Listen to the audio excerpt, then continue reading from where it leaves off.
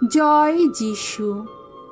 প্রথম পাঠ প্রেরিত যোহনের প্রথম ধর্মপত্র হতে আজকের বাণী পাঠ, 4 অধ্যায় 7 থেকে 10 পদ। পরমেশ্বর যে প্রেম স্বরূপ। প্রীতিভাজনেরা, এসো আমরা পরস্পরকে ভালোবাসি, কারণ ভালোবাসা ঈশ্বরের কাছ থেকেই আসে। যারা ভালোবাসে তারা সবাই ঈশ্বরের সন্তান, তারা সবাই ঈশ্বরকে জানে। ভালো যে বাসে না সে ঈশ্বরকে জানে না, কারণ ঈশ্বর তো প্রেম স্বরূপ। আমাদের প্রতি ঈশ্বরের ভালোবাসা এতেই প্রকাশিত হয়েছে যে তিনি তার একমাত্র পুত্রকে এই জগতে পাঠিয়েছিলেন, যাতে আমরা তার মাধ্যমে জীবন লাভ করি। এই তো ঐশ্য ভালোবাসার মূল কথা। আমরা যে ঈশ্বরকে ভালোবেসেছিলাম তা নয়, তিনিই আমাদের ভালোবাসলেন আর তার আপন পুত্রকে আমাদের পাপের প্রায়শ্চিত্ত বলি হওয়ার জন্যেই পাঠালেন। প্রভুর বাণী। ঈশ্বরকে ধন্যবাদ। সাম সঙ্গীত 72 অধ্যায় 1 থেকে 4 পদ, 7 থেকে 8 পদ। ধো, হে প্রভু, সবাই করবে তোমার আরাধনা। হে ঈশ্বর, তোমার ন্যায় নিষ্ঠা জাগিয়ে তুলো এই রাজার অন্তরে, এই রাজপুত্রের অন্তরে তোমার ধর্মময়তা। তোমার জাতির মানুষকে তিনি যেন শাসন করেন ধর্মের নীতিতে, দুঃখী দরিদ্রের বিচার করেন যেন ন্যায়েরই বিধানে। এই পাহাড় পর্বতের দেশে ন্যায় ধর্মের প্রভাব, সবাই যেন সুখে শান্তিতে থাকতে পারে। রাজা যেন দেশের দুঃখী মানুষের অধিকার রক্ষা করেন, যত দরিদ্রের সন্তানকে বিপদ মুক্ত করেন। তার রাজত্বকালে ন্যায় ধর্ম যেন হয় পূর্ণ বিকশিত।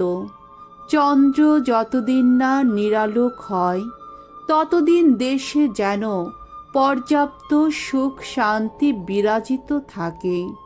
তার প্রভুত্ব যেন প্রসারিত হয় এক সাগর থেকে আর এক সাগরে, মহানদী থেকে পৃথিবীর প্রান্ত সীমায়। জয় জয় প্রভুর জয়। প্রভুর আত্মা আমার উপর অধিষ্ঠিত।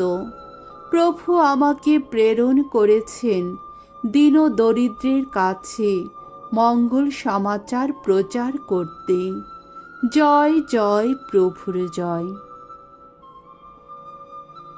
মঙ্গল সমাচার। মার্ক রচিত মঙ্গল সমাচার 6 অধ্যায় 34 থেকে 44 পদ।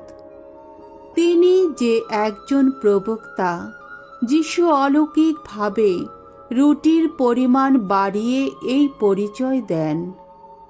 একদিন যিশু দেখতে পেলেন সামনে বহু লোকের ভিড়। তাদের জন্যে তার কেমন দুঃখ হলো, কারণ তারা যেন পালকবিহীন মেষেরই মতো। তাই তিনি অনেক বিষয়ে তাদের উপদেশ দিতে লাগলেন।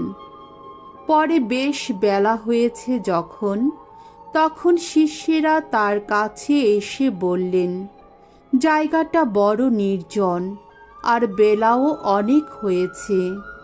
এবার আপনি বরং ওদের যেতে বলুন, যাতে ওরা আশেপাশের গ্রামে বা পল্লীতে গিয়ে নিজেদের জন্যে কিছু খাবার কিনে নিতে পারে। উত্তরে যিশু তাদের বললেন, তোমরা নিজেরাই বরং ওদের খেতে দাও। শিষ্যেরা উত্তর দিলেন, আমাদের কি তাহলে 200 রূপোর টাকার রুটি কিনে এনে ওদের খেতে দিতে হবে? যিশু তখন জিজ্ঞেস করলেন, আচ্ছা, তোমাদের কখানা রুটি আছে? একবার দেখে এসো তো। তারা জেনে এসে বললেন, রুটি 5খানা, তাছাড়া 2টো মাছও আছে। যিশু তখন শিষ্যদের নির্দেশ দিলেন যে সকলকে সবুজ ঘাসের ওপর যেন আলাদা আলাদা দলে বসানো হয়। লোকেরা 50 ও 100 জনের এক একটি দল হয়ে সারি সারি বসে পড়ল। এবার যিশু সেই 5খানা রুটি আর 2টো মাছ হাতে নিলেন, আর স্বর্গের দিকে চোখ তুলে তাকিয়ে তিনি ঈশ্বরকে স্তুতি ধন্যবাদ জানালেন। তারপর রুটিগুলো ছিঁড়ে টুকরো টুকরো করে লোকদের পাতে দেবার জন্যে তার শিষ্যদের হাতে তা তুলে দিলেন। মাছ দুটিও তিনি সকলের মধ্যে ভাগ করে দিলেন। তারা সকলে খেলো, পেট ভরেই খেলো। তারপর শিষ্যেরা রুটির টুকরোগুলো কুড়িয়ে নিলেন। 12টি ঝুড়ি তাতে ভরে গেল। মাছের টুকরো যা পড়েছিল তাও কুড়িয়ে নেওয়া হলো। যারা সেই রুটি খেয়েছিল তাদের মধ্যে পুরুষদের সংখ্যা ছিল 5000। প্রভুর মঙ্গলময় বাণী। খ্রিস্ট প্রভু তোমার প্রশংসা হোক।